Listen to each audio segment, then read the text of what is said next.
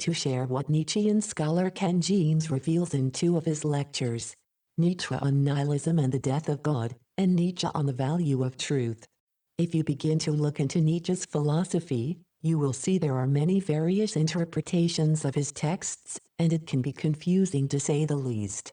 Furthermore, after his death, Nietzsche's sister released unfinished works, and there is evidence that she twisted some of her brother's views that would have caused Nietzsche to turn in his grave.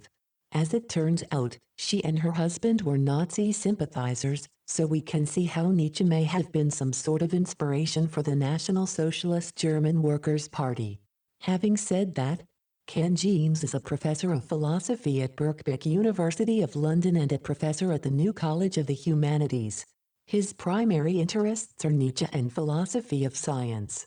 This combination is important regarding what I wish to share. Together with James' honest approach, he reveals a lot of insights that gives me the impression that it would have pleased Nietzsche if he was with us today.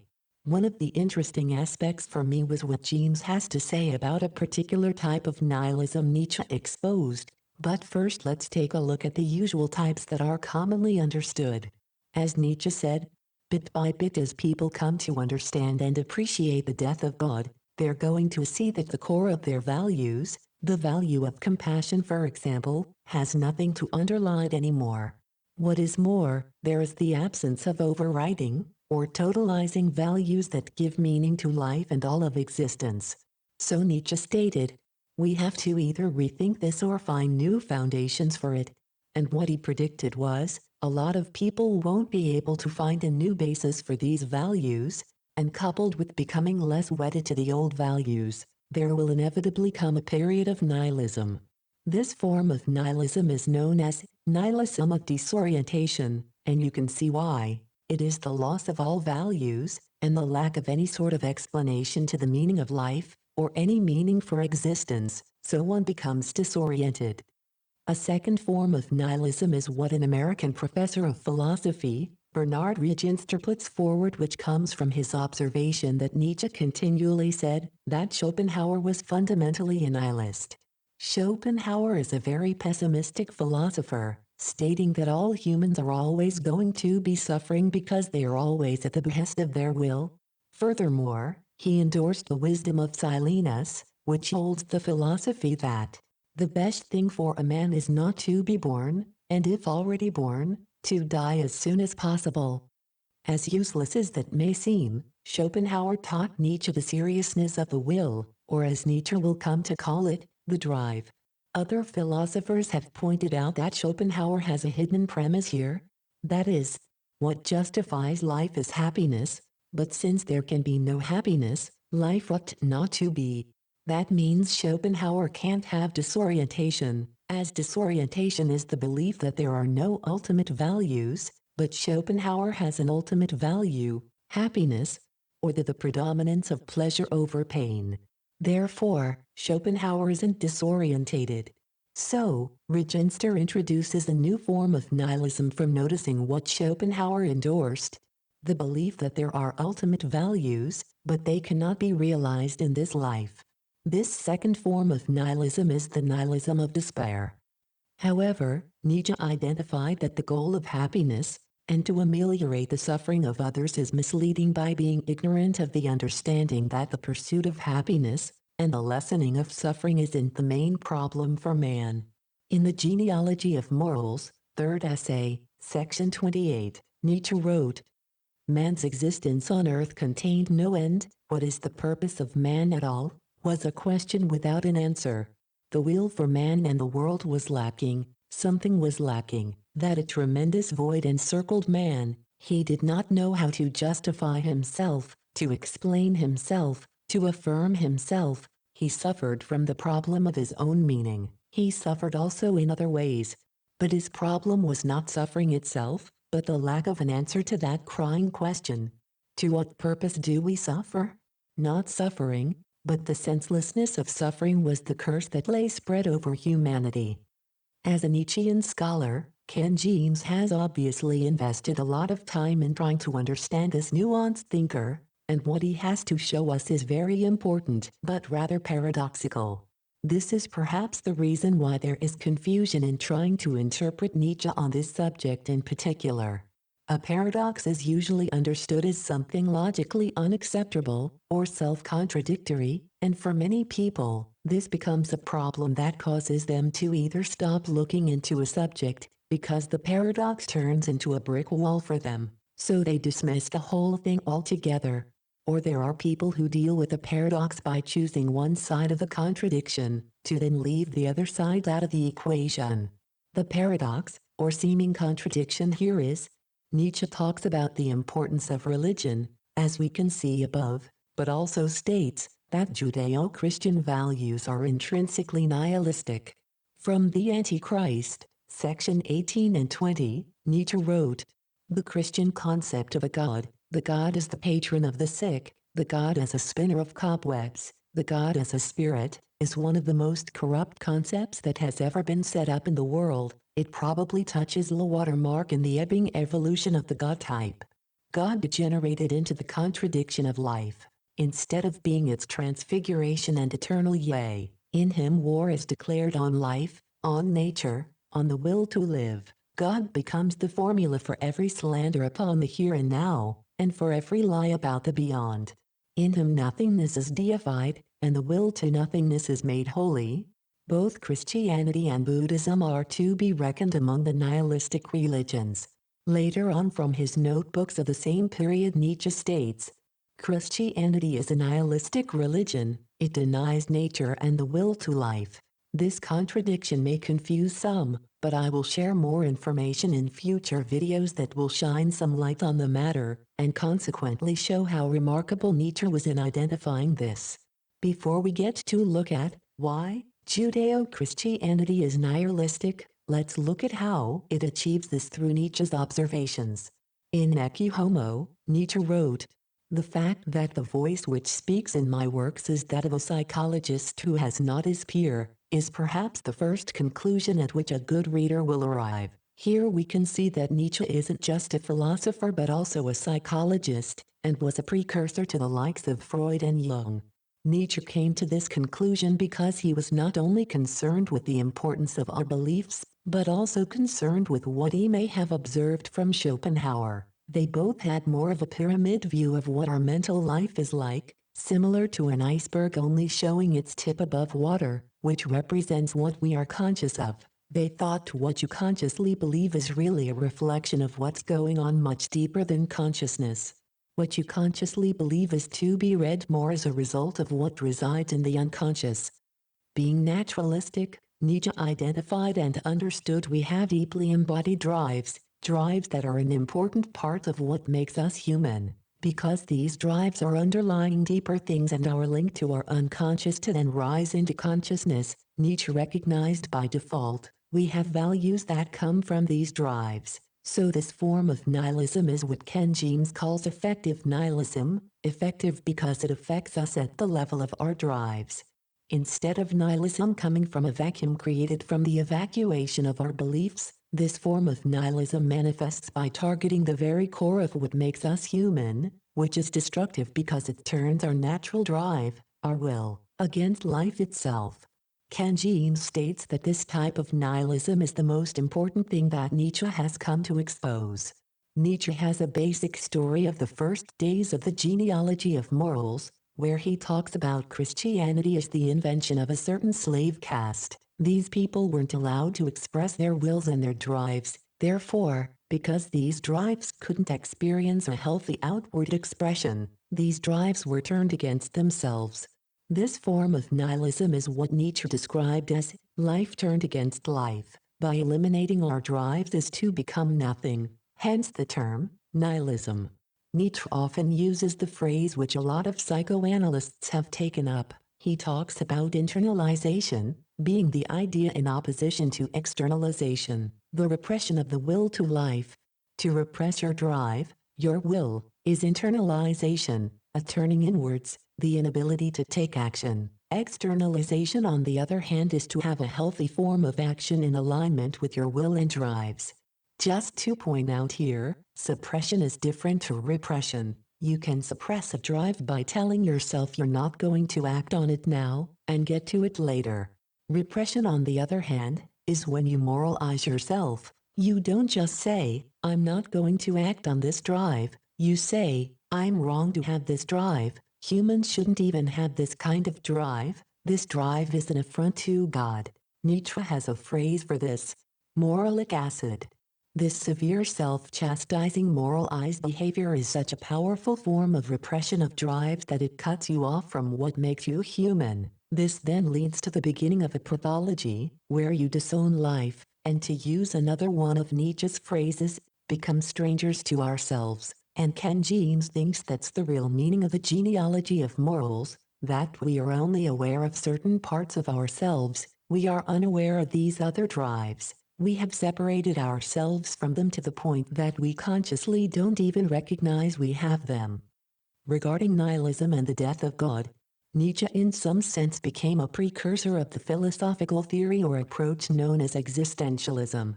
Today, postmodernists interpret Nietzsche incorrectly as endorsing nihilism.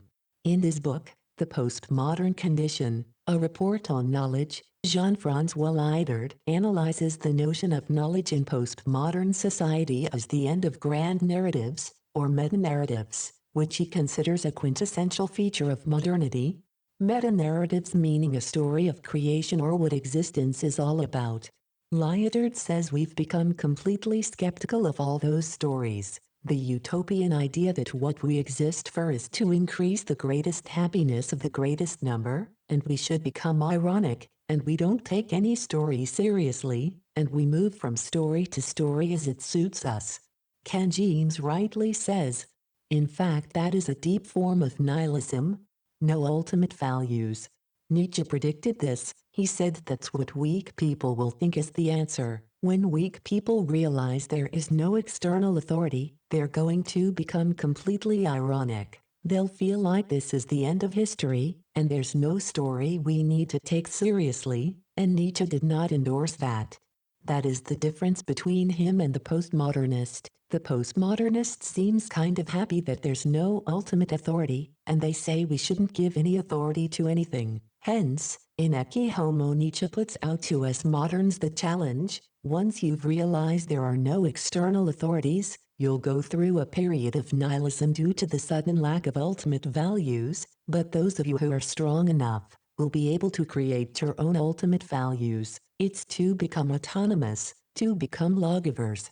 Before we had this external authority giving us a law, and those who were strong enough to live through nihilism and get beyond it, they'll be able to give themselves their own values, they'll become their own authorities, they won't need an external authority, and here Nietzsche is in some sense a precursor of the existentialist people like Sartre who hammered on this point that you have to become your own authority.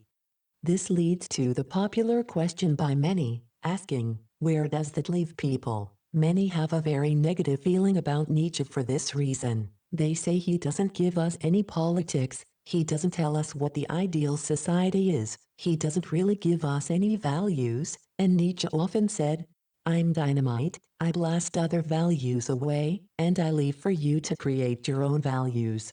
Nietzsche doesn't endorse nihilism as an end state, but he does see it as kind of a necessary condition we need to go through, in particular, disorientation and despair, so we can address the underlying nihilism. But it's really addressing the underlying affective nihilism that Nietzsche wants to do, as he famously says, in Daybreak, or Dawn as it is sometimes called. We have to think differently in order one day, perhaps long in the future, to feel differently. So the idea is, we'll create values of our own kind, and maybe we'll do that consciously, but one day we will get to the deeper level, the effective level of our drives. Ken James then opens up to questions to end this lecture. In response to a question regarding capitalism, James replies by saying, let's go back to the concept of nihilism as the absence of an overriding meaning, values that give meaning to all of life. There can still be people who value their family, value a good career, value their status in the world, or value having the best car they sometimes can't afford. In fact, this is the type of person Nietzsche outlined in the prologue of Thus Spoke Zarathustra. Zarathustra characterizes such people as a last man, and Zarathustra became extremely despondent, because this is a man who thinks there isn't any great heavenly overarching values, he just holds to his ordinary values, and Nietzsche was in despair of that. In the end of the book, Zarathustra was able to affirm all of existence, but Nietzsche wrote in some of his letters, "I'm not as strong as Zarathustra. When I look at the last man with his petty desires, I can't affirm all of existence." He saw the distance between himself and, if you like, his alter ego. Nietzsche's view on capitalism is, it enshrines the no great meta-narrative, as nihilism can't be the absence of all of values because our drives will always give us values. Well, capitalism is like a lowest common denominator answering our basic drives. This lack of looking for an overarching meaning is what Nietzsche found an object of extreme despair. In response to a question regarding democracy, James replies with, Nietzsche actually railed against Socrates, because he thought Socrates is one of these people responsible for beginning the reign of reason, and he thought that was more of the repression of the drives. Socrates is one of these monsters of reason, and taught that all we should use is our reason, and your drives are something to be scared of. So that's instituting a regime of repression? And at other points Nietzsche says, in truth, no one is closer to me than Socrates. We are in conversation with each other. Admittedly, it's a one-way conversation, because Socrates isn't listening to Nietzsche, but Nietzsche is listening to Socrates, and what Nietzsche said so beautifully, some are born posthumously.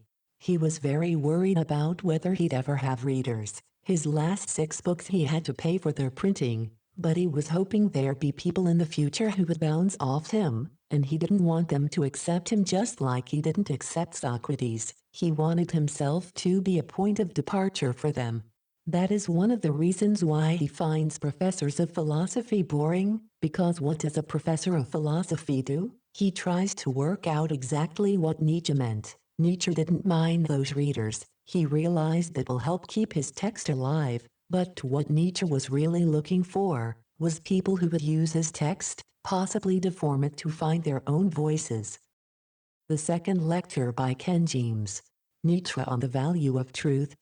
This larger philosophical question of the value of truth is a question Nietzsche raises more than any other philosopher. In fact, a lot of us just say truth is a fundamental value and it cannot be questioned. Nietzsche doesn't deal with any classical theory of truth, like philosophical theories such as the correspondence theory of truth, the coherence theory, nor is he interested in metaphysics. Ultimately, Nietzsche cares about the normative aspect to truth. It's important to him to value the enhancement of culture and civilization. He believes he can do that by getting at certain psychological truths. Nietzsche is interested in these genealogical psychological questions such as, what has led us to value truth so highly, and what is the motivation for that will to truth? James states that we don't seem to have a perspective from which we could see that there might be some disutility to some truths. Nietzsche's perspective shows us a way of seeing that there might be some other value according to which truth might not be an ultimate value. Nietzsche believes that the ultimate point for humans is not to avoid suffering, not even to be happy, but to find meaning, and what Nietzsche wants to claim as a will to truth is a part of what destroys our ability to believe in mythologies. Those mythologies are really important for giving meaning to our lives. In The Birth of Tragedy he says, without myth, every culture loses its healthy, creative natural power. It is only a horizon encompassed with myths which rounds off to unify. What gave the meaningful center to Greek culture was their gods giving them ideals, norms of appropriateness of behavior, and gave them a sense of what life is about. Nietzsche is perfectly happy with the ancient Greeks having their religion, because their religion, through their gods, was life-affirming. They gave themselves positive role models. On the other hand, with the Christian God, there's a rejection of life. We use the Judeo-Christian God's morality to berate ourselves, where he thinks of the Greeks actually affirming themselves through their gods. From the Untimely Meditations on the Use and Abuse of History for Life, Section 7, Nietzsche wrote, all living things need an atmosphere around them, a secret circle of darkness. If this veil is taken from them, if people condemn a religion, an art, a genius to orbit like a star without an atmosphere, then we should no longer wonder about their rapid decay and the way they become hard and barren. That is the way it is now with all great things which never succeed without some delusion. When I looked up this quote, there was some interesting text that Ken James mentions in part in this lecture, so I will add the rest of the quote here. Nietzsche continues, as Hans Sachs says in the Die Meistersinger, opera by Richard Wagner, but every people, indeed every person, who wishes to become mature needs such an enveloping delusion, such a protecting and veiling cloud. But today people generally despise becoming mature, because they honor history more than living. Indeed, people exult over the fact that now science is beginning to rule over living. It is possible that people will attain that goal, but it is certain that a life so governed is not worth much, because it is much less living and it establishes a life for the future far less than does the previous life governed not by knowledge but by instinct and powerful illusory images. But, as stated, it is clearly not to be the era of fully developed and mature people, of harmonious personalities, but the era of common work which is as useful as possible. That, however, amounts only to the fact that people are to be trained for the purposes of the time, in order to get to work with their hands as promptly as possible. They are to labor in the factories of the universal utilities before they are mature. That is, so that they really no longer become mature, because this would be a luxury, which would deprive the labor market of a lot of power. We blind some birds, so that they sing more beautifully. I do not think that today's people sing more beautifully than their grandfathers, but I do know this. We blind them early, but the method, the disreputable method, which people use to blind them is excessively bright, excessively sudden, and excessively changing light. The young person is lashed through all the centuries. Youngsters who understand nothing about a war, a diplomatic action, or a trade policy are found fit to be introduced to political history. But then, just as the young person races through history, so we moderns race through the storerooms of art and listen to concerts. We really feel that something sounds different from something else, that something has a different effect than something else, constantly losing more of this feeling of surprise and dislike, becoming excessively astonished no longer, or finally allowing oneself to enjoy everything. People really call that historical sense historical education. End quote. The problem Nietzsche saw with modernity is with its will to truth demanding that we sacrifice every mythology, and by sacrificing mythology we evacuate life of meaning. Therefore, if life has to be fundamentally meaningful to us, and if our will to truth evacuates life of all meaning, then maybe our will to truth deserves to be questioned. Nietzsche thinks the scientific view pursued to its end evacuates the world of total meaning, not just by destroying mythologies, but by destroying morality. In the genealogy of morals, Nietzsche states, in every department science needs an ideal value, a power which creates values, and in whose service it can believe in itself. Science itself never creates values.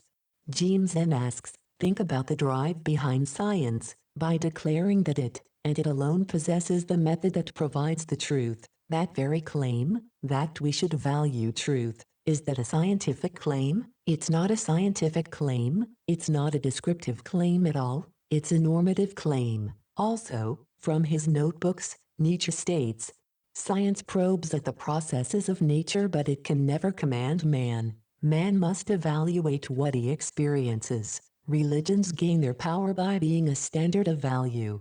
So Nietzsche's view is, science can't give us values, but it is values themselves that give meaning to the world.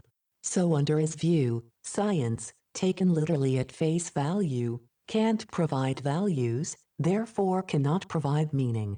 So where does science get its value of truth?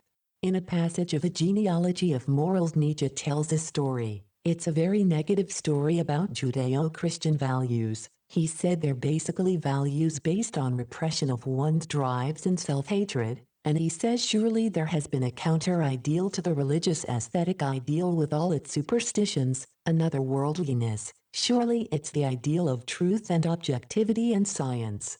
And then he says most remarkably, no, That is not a counter-ideal to the aesthetic ideal, it is actually its most sublime and highest manifestation.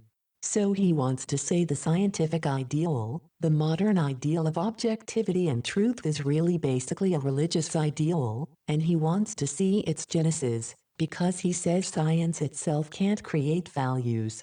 Science is not involved in the game of what should be, it's in the game of what is, its ethic merely at a descriptive value, not a normative evaluative level. So what Nietzsche claims is the scientific will to truth is nothing but a successor of the religious will to truth. In the last lecture we talked about the death of God, and now I would like to take it a step further to notice there are a lot of people who have given up on the metaphysics of Christianity, but have kept its values. Well, one of those is the value of truth. The modern concern with the value of truth is us not appreciating the death of God, because the value of truth is something we inherited from our Judeo-Christian tradition. Nietzsche also tells a psychological story which I think is really fascinating, about why a lot of us, especially scholars, value truth, and it's a very negative story as well. In the genealogy of morals, in particular the Judeo-Christian heritage, Nietzsche paints the following story. The original Christians were weak people who couldn't act on their drives, so they tried to obliterate this world. They say this world doesn't matter. They say, yes, I'm weak and pathetic in this world, but that doesn't matter. What really matters is the world to come, and in the world to come, my very weakness, the fact that I always turn the other cheek, the fact that I repress my impulses, that's what will allow me to enter the kingdom of heaven. It's like they stand above the world, they look down on it and they say, well, that world doesn't matter, it's not the real world, the real world is the world to come. For Nietzsche, this is a kind of revenge, it's like the world has denied my desires, so I'm hostile towards the world, so I deny its importance, and make do with the fantasy world to come. Well, Nietzsche has the same story about the impetus to truth in scholars. It has a lot of the fundamental psychology behind them as they too stand above the world, and if they're secular atheists they don't look at a world to come, they stand above the world, and say, what's really important is not acting in the world, it's reflecting upon the world. So, to enshrine reflection is man's highest activity, his ultimate activity, but in a way that demands the passions cool. Well, that's the same psychology of repression of the drives, which as I said, was a fundamental aspect of what I called effective nihilism. Nietzsche says, a lot of our modern scholars' will to truth is another defense mechanism against the world that has not answered to their desires, so they respond to the world by saying, my desires, my passions, they don't really matter, what really matters is to be merely reflective. So, Nietzsche criticizes the will to truth in two ways. One, why it's got a very negative orientation towards the world, and two, he said this will to truth can be so destructive that it leaves us with a world that is not human anymore, because ultimately, humans need a meaningful world. Regarding the usefulness of truth, the evolutionary account can give us some story about why we do value truth, that is because it's conducive to survival, and possibly why we should value truth, that is if we perceive survival as an ultimate value, or the only value. But in fact, and here I'm putting on my hat as a philosopher of science, it's not really clear that we need a true theory. For instance, Bastiaan Cornelis van Frossen, a Dutch-American philosopher noted for his seminal contributions to philosophy of science, and as a distinguished professor of philosophy at San Francisco State University and the McCosh Professor of Philosophy Emeritus at Princeton University claims, what we want is not a true scientific theory, we want a theory that makes the right predictions about observable. He called it constructive empiricism. It's a model that acquires a view that gives us theoretical construction that makes the right empirical predictions. Another point to be made here about the value of truth is what philosopher of science, Nancy Cartwright in her book, Why the Laws of Physics Lie, said, science involves incredible simplifications that allow for what we might call a tractable theory. A tractable theory is a theory that we can work with. Nietzsche states in regards to scholars, that their will to truth could be actually an aversion of life. It's a way of stepping back from the world. In fact, he wonderfully describes in the genealogy of morals, science as a means of self-anesthetization. Are you acquainted with that? That may sound really strange to us, but if you see the background I'm talking about, you can see what Nietzsche might mean, that if some people are so obsessed with science, what he would call Wissenschaft, which translates to science, but he means scholarliness. Scholarliness is the word to think of because science sounds like the hard sciences to us, like physics or chemistry, but by Wissenschaft Nietzsche meant the human sciences, history, and philosophy. What he meant by Wissenschaft, he meant all scholarliness, so he thinks scholarliness as the form of self-anesthetization. Are you acquainted with that? What he means by that is what I referred to previously, that some people use scholarship as a way of stepping back from the world, as a way of not being engaged in it, so all they want to do is reflect upon it, they don't want to be engaged in it. All of that sounds very negative about the will to truth, but that's the will to truth, in the form as presented by certain scholars for whom the will to truth functions to disengage from the world. But Nietzsche is actually often pro the will to truth, and here's a quotation from the preface to the Antichrist. The conditions under which anyone understands me, and necessarily understands me, even to endure my seriousness, my passion, he must carry intellectual integrity to the verge of hardness. He must be accustomed to living on mountain tops, and to looking upon the wretched gabble of politics and nationalism as beneath him. He must have become indifferent. He must never ask of the truth whether it brings profit to him or a fatality to him. He must have an inclination, born of strength, for questions that no one has the courage for the forbidden, predestination for the labyrinth, new ears for new music, new eyes for what is most distant, a new conscience for truths that have hitherto remained unheard, and the will to economize in the grand manner, to hold together his strength, his enthusiasm, reverence for self, love of self, absolute freedom of self. So, here he's actually in favor of the will to truth, but what he wants to say, what his considered view is that there are certain people for whom the will to truth functions in a way of disengaging from the world.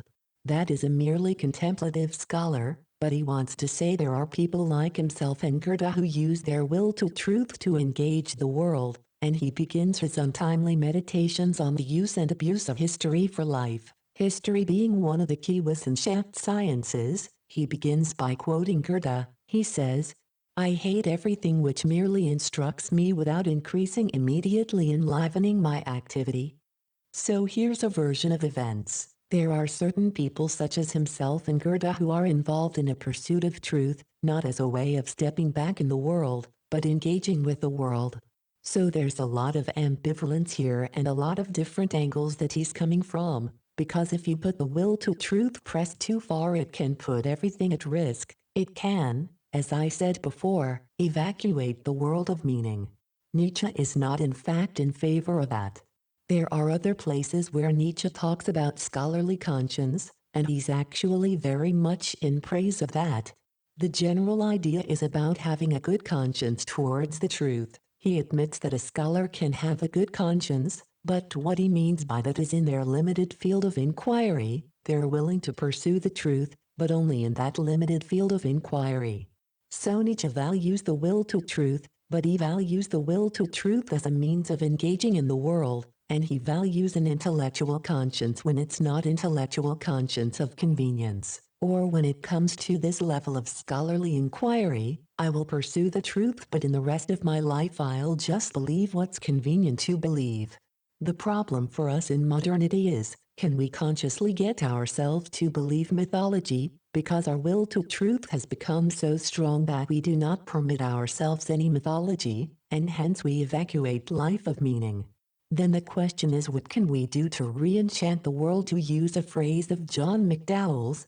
What can we do to give the world meaning if we're set in this mode of always insisting the truth at any price, even at the price of every myth?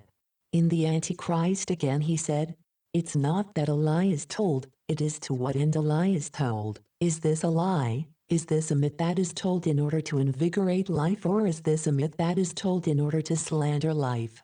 So Nietzsche is not against the will to truth, but he's against the will to truth in its pathological foundation, its pathological manifestations. The Greeks are thought to be naive because they literally believe these gods existed, and that gave meaning to norms in their lives.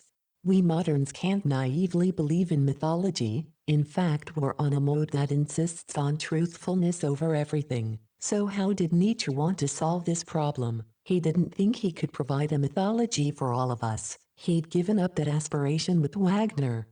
Nietzsche thinks of himself as an active nihilist. An active nihilist is someone who destroys previous values in order to create a clearing for new values. It's still an engagement with the world.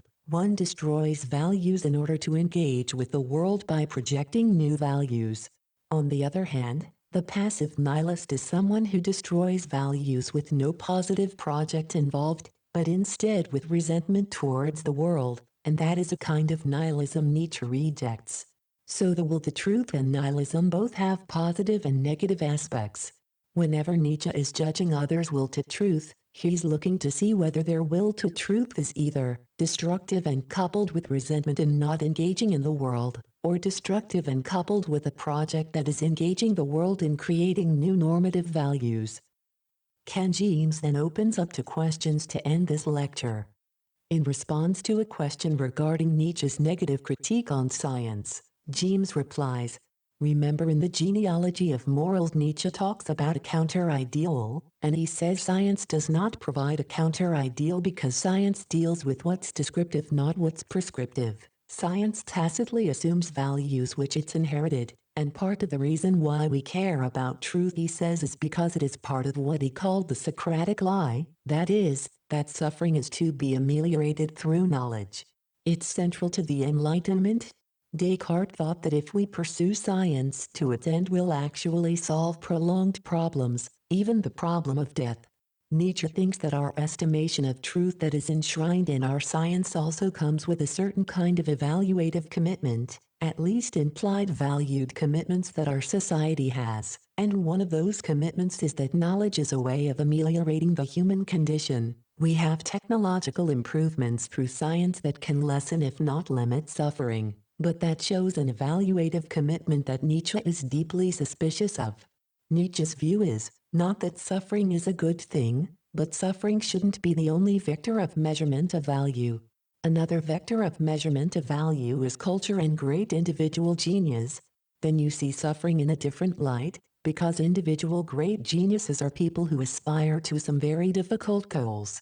They're the ones who take on great risks, and if you take on great risks, you're going to have a life, a lot of which involves failure and suffering. Nietzsche doesn't want suffering, but we have this fetishized extreme view. What he thinks is a pathology of the elimination of suffering. But suffering, he thinks, is necessary for great projects, for great ambitions, and hence great individuals, the individuals who move along culture. Another point that Nietzsche sees the will to truth of science as a negative aspect is similar to Aristotle's idea of what happiness is.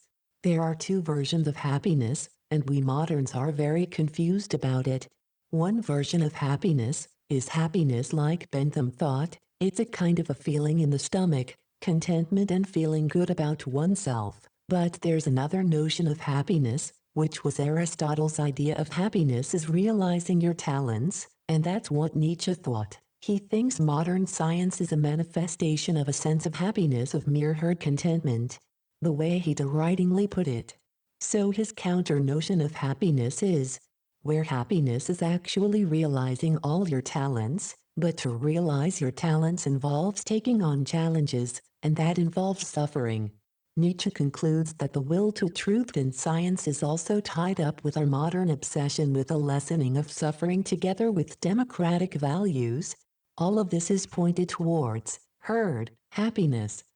In response to a question regarding a shared mythology, James' reply, "Shared mythology is a really interesting point. The Romantics thought what gave a culture unity, and what gave an individual unity was that they have a shared mythology. And Nietzsche seems in the favor of mythologies to a certain extent, like he's got the mythology of the genius and the great individual who moves culture, and that's a certain kind of mythology. And actually, interestingly, in The Birth of Tragedy there's a certain section where he actually admits that he himself is retelling the mythology of the genius, because he says every culture in a civilization needs a mythology.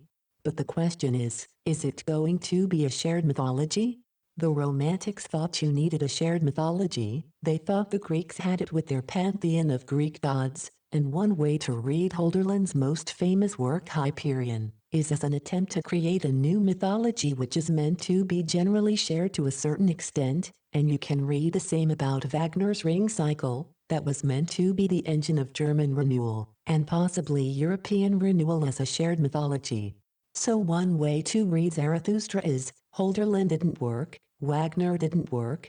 Here is my work, and it reads like a mock biblical style, mock religious style, and it seems to be creating a new mythology. But I think Nietzsche thought the idea of a shared mythology is highly unlikely, unless it's at this very general myth level, the mythology of culture, but even that's not shared because what he thought the rabble, that is he thought the herd, isn't going to share that mythology of culture. All Nietzsche hopes for is that certain individuals will be inspired to create their own values, inspired to create their own mythology, but the idea of a shared mythology, I think Nietzsche thinks that boat has sailed. I think he thinks with modernism, with a modern mind and its hypercritical mentality, there's no possibility of us having genuinely shared values, not just in the herd, but even among the geniuses, and that's why Zarathustra said, "Here is my way, where is yours?" You have to find those values that can invigorate your life and that you can put all your drives and energy towards. But I think he's largely become skeptical of the idea of a genuinely shared mythology. Personal mythologies are all that's left.